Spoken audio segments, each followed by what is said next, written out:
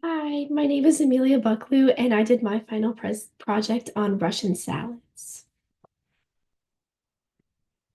So, a brief history of Russian salads. So, salads are actually a relatively new subgroup to Russian cuisine.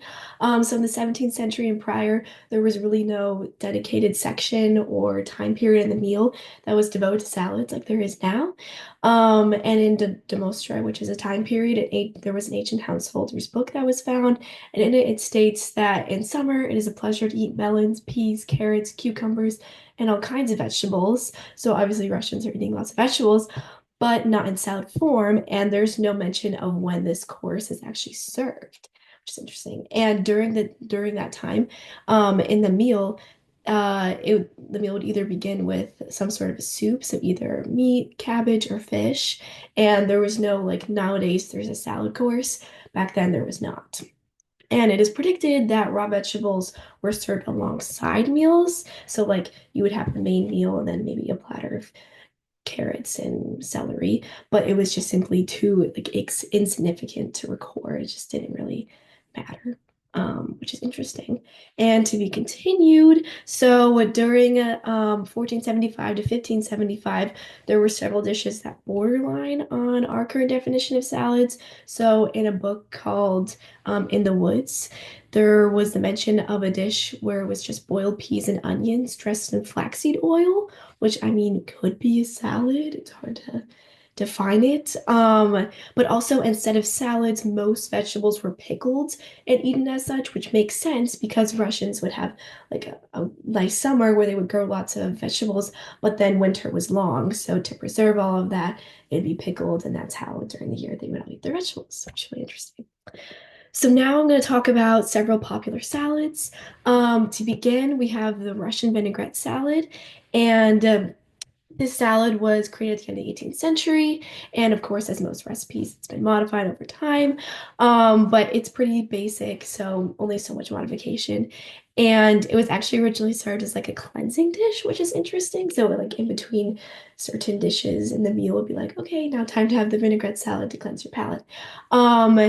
And It was came to existence during the early Soviet era when fresh vegetables were difficult to find, especially in large cities. So in cities, when the vegetables get to the market, they would be spoiled, things weren't working out. So the salad utilizes canned or frozen vegetables, which is good. Next, we have a salad Olivier. This was originally called game mayonnaise, which was interesting to me. And also mayonnaises were not like sauces as they are now to us. They were a full separate dish, which I felt like oh, I wasn't aware of that. And so this salad was created in 1860 by Lucien Olivier, which is a Belgian-born chef working at the Hermitage, which was a really famous restaurant in Moscow.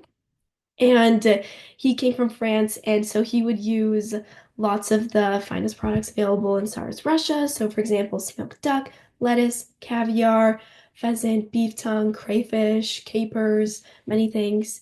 And although the chef, Olivier, took his recipe to the grave, it is known that the special touch of the dish, the mayonnaise, was made with French wine vinegar, mustard, or olive oil from Provence. So really that interesting cultural crossover of France and Russia to create the salad. Next, we have mimosa. So, actually, what's really interesting is there's not a lot about the origins of the salad. It's relatively unknown, but it got its name because of its resemblance to mimosa flowers that were scattered in the snow, and that's kind of how the salad gets that look of the layers, but also on top, it's boiled egg yolk. That is, it creates that white layer, which is kind of interesting. And it's just because there was abundance of fish. So as you can see, it uses tuna and other like canned fish, and that's how the salad came to be. Next, we have the Shuba salad.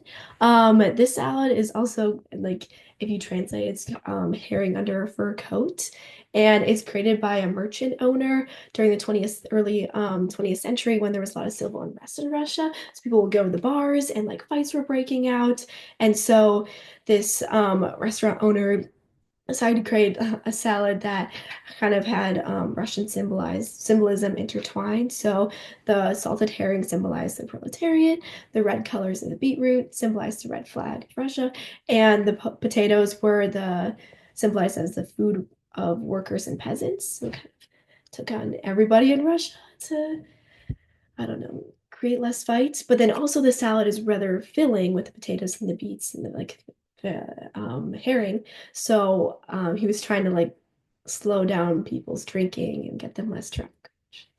It's kind of a fun, interesting thing. And as you can see, most of these salads do come from Moscow, which is Russia's capital. So it makes sense. But yeah, just interesting. And here are my sources. Yes. Thank you so much.